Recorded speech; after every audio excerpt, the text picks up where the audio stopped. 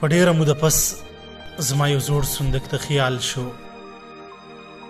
په ډېره موده پس زما یو زوړ صندوق ته خیال شو. هغه صندوق چې د دیوال په خوا کې چیت پیت پروت و، دغه صندوق را باندې دومره ښکلی خوږ لګېدو. دغه صندوق را باندې دومره ښکلی خوږ لګېدو لکه چې د سره زما جوړې زړه رشته وي.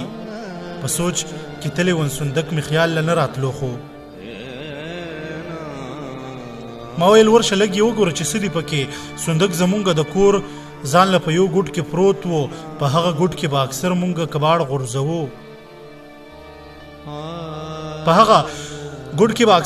کباړ غورځوو. صندوق ته لاس مې کو، صندوق زمانه نه چوتېدو. زه پې خبر شوم صندوق د څه سامان ډک دی. په ډېر محنت سره صندوق مې راوچت کړو ځان ته، او بیا مې راوړلو د کور منځ کې مې کېښودلو.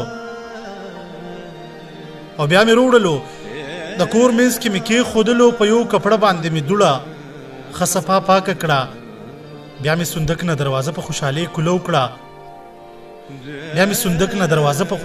کولو کړه.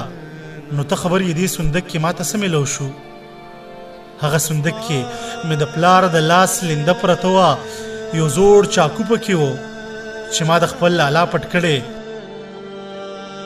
ډېر بلوري پکې و چې ما په وړوکوالي کول. څه ډېرې نښې مې د پلار او څه زما پرتې وې. هغه صندوق ولا څه ډېر زیاته کماله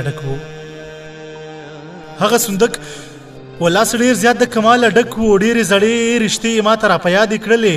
ډېرې زړې نښې یې ما ته راپه یادې کړلې. صندوق ته ناست وم، سامان مې لټولو پکې. څه د خفه شوم، په څه مې خوشحالي وکړله. صندوق کې ما ته یو شاپر میلو شو چې په 4 ګوټو ښکلې په هنر بند شوی. صبر مې ونه کړو، شاپر مې زر په خوله کولاو کړو. کولاوېدو سره مې ځمکه خپونه وتښتېده. هغه شاپر زما د هغه لیونی شاپر و، د چا د غمه چې ما خپله خوږه مور پرېښې وه. شاپر لټومه ولې ګوتې مې کار چېرته کوي.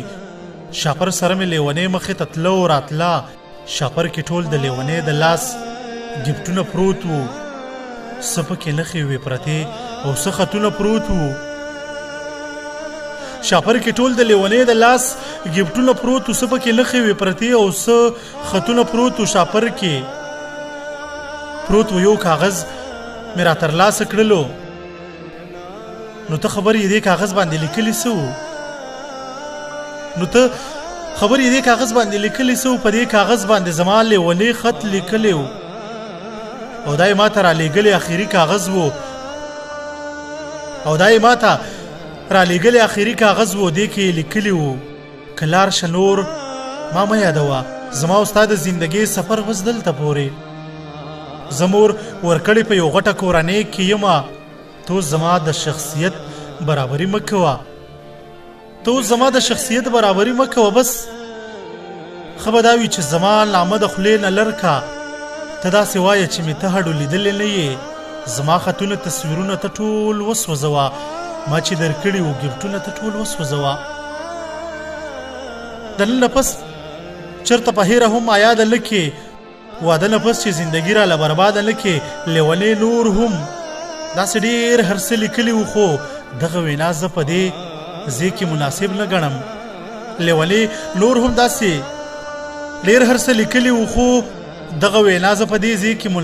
ګڼم.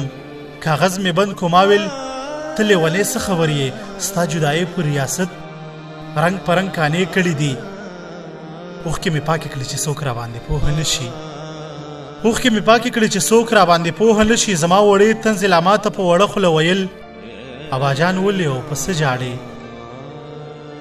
ما ویل: بچیه خپل غربت مې جړی.